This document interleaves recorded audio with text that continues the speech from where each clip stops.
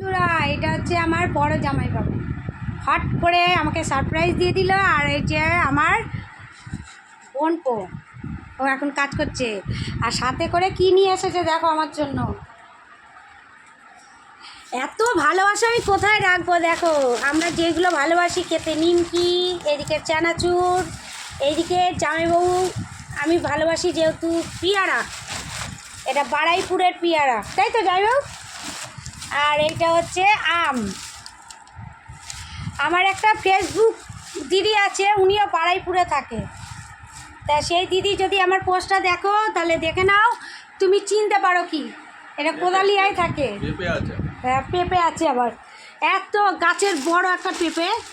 কিন্তু পেঁপেটা কি করব সেটাই ভাবছি। এই দেখো, এটা পেকে যাবে না যাইব? পাকা পেঁপে, পাকা? তাহলে ঠিক আছে, 3-4 দিন রেখে দেবে, একদম হলুদ হয়ে যাবে। এই তো, হ্যাঁ, রং ধরে নিয়েছে। চলো বন্ধুরা,